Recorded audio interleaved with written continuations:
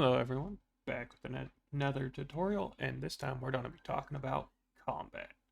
Combat's pretty simple. It's kind of the meat of the game, if you'll say. It's usually what takes the longest, especially with more players. But we're going to go over it, make it super simple and understandable. So I have chosen a gnoll. Now, this information you will not know. This is for DM's eyes only. And even if you do know it, like, oh yeah, I know what a gnoll is. I've fought them several times in other campaigns. You don't know. Your character doesn't know. And that's the important part, is what your character doesn't know, you don't know. Now, this has all the stats for the gnoll, and it tells the DM what they can do. So it has their actions, any special traits, how far they can see, languages they speak, what their stats are, and everything. So let's just say I'm just walking down the forest path, and out pops a gnoll, and it wants to kill me. So step one, roll for initiative. So I'll roll for me. I got an 8, not great. The gnoll gets a +1. Alright, so gnoll goes first. So let me pull up my handy dandy chart. Gnoll's gonna go first. I'm gonna go second. Boom. So the gnoll on its turn, it can move 30 feet right here. So it's going to move 30 feet towards me. Or actually, let's put that right. So 30 feet.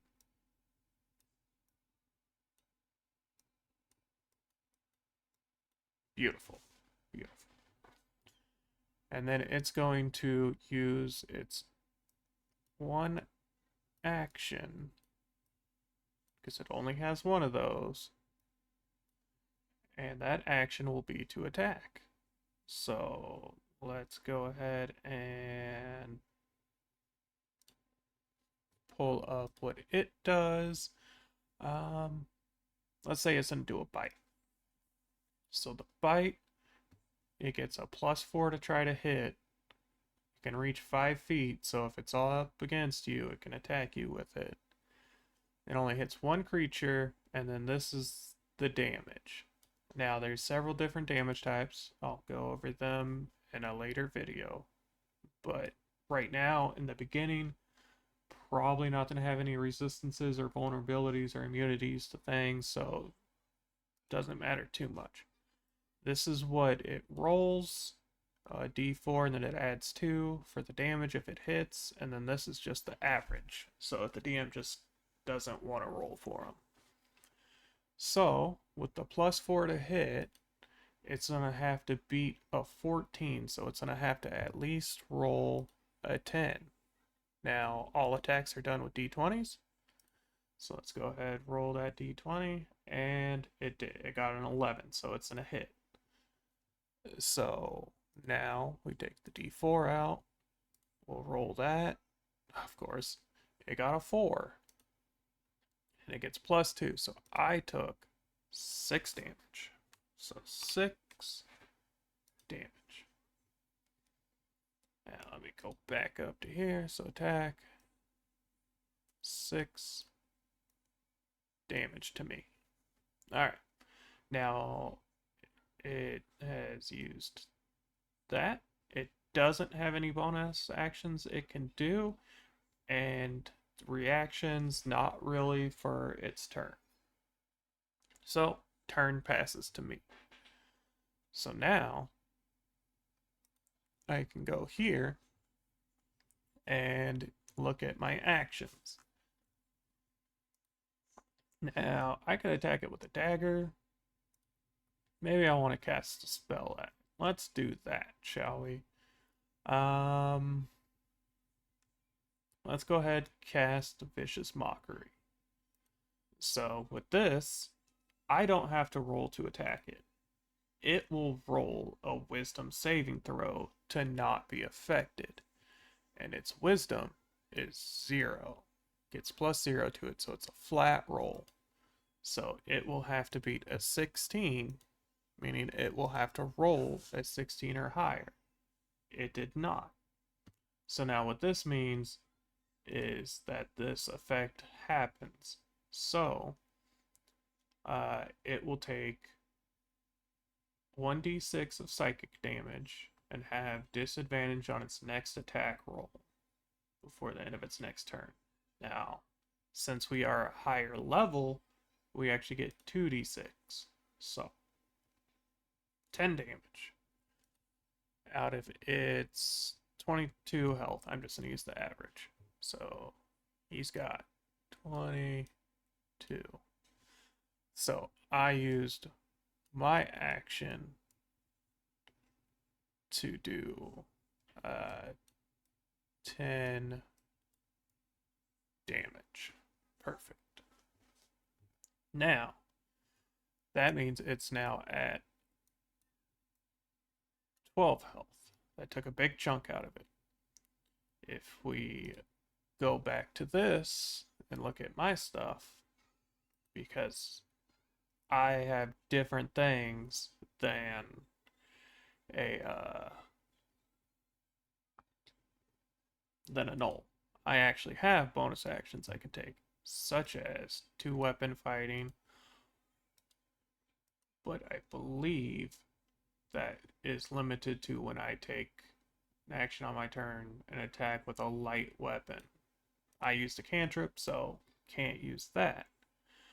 Bonus action, bardic inspiration, but another creature. So I could do it for the gnoll, but that would be a bad idea. So with that, I don't really have anything to do. I would pass my turn. So it'd go back to the gnoll, and then we kind of rinse and repeat. So he's going to try to bite me. He gets a +4. Boom. Nat 1, which means he fails. Now that is a crit failure. There are homebrew rules for what happens during a critical failure because it's the lowest roll you can get. I like to make it to where they leave themselves open for an attack of opportunity, but right now we're just gonna ignore it. It just got a 1. So it failed, it missed, can't do anything else. My turn. Let's go ahead and update this. It did an action and miss. So back to my turn, where I will go ahead and do a let's use the daggers. Let's use the daggers. I will go ahead, swing on him. I got a 9. Unfortunately, that doesn't hit, but I do have 2-weapon fighting, so boom, that does hit. I'll go ahead, roll damage, and 7 damage to the gnoll. So if I switch back to this, I attack, 7 damage, meaning that it is now at 5 health. So we go once again back to the gnoll's turn. Let's say the gnoll's not too happy about the that it's almost dead. So what it's actually going to do is it's going to take its action to go ahead and disengage and try to run away. So action, disengage, and then it's going to move 30 feet that way. And that's all I can do on its turn, because its action was to disengage, and then its movement was to run away. Now, for then it would be my turn, and you know, I'm feeling lazy. This has a range of 60 feet, so I'm just going to do this again. I'm going to do Vicious Mockery.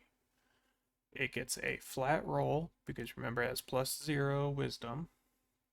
It got a 12. That fails. It takes the full damage. And got a 6. So now it's dead. Boom. We killed it. Yay. But let's go ahead and say the reverse happened. It got us. So we got down to 0 health. It's still up. It still has 5 health. Whatever. But we're not dead yet. See, this happens. We get death saving throws. Now, let's... Hopefully they updated it. Boom.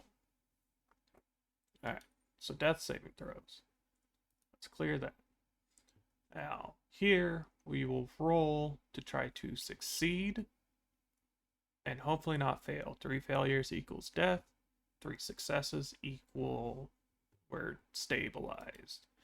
So let's roll. 16. Got a success. Nice.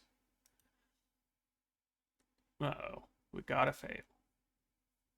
We got a success, and we nat 1. So nat 1s are double fail. Nat 20s are double success. So we died. Boom. And oh, it even says dead. All that. RIP. Video, you had a good life. But that is the basics of combat. It always takes place with initiative, and then whoever's first, and then second, third, so on and so forth. And when it gets to the end, it comes back to here. And initiative can change where, like, let's say this person dies. Now it'll just go 1 to 3. But let's say reinforcements show up and the DM puts them here. So then they will be in this initiative order. So on and so forth. And then combat will end when either everyone stops fighting or everybody's dead. Who knows? But that is the basics of combat with D&D.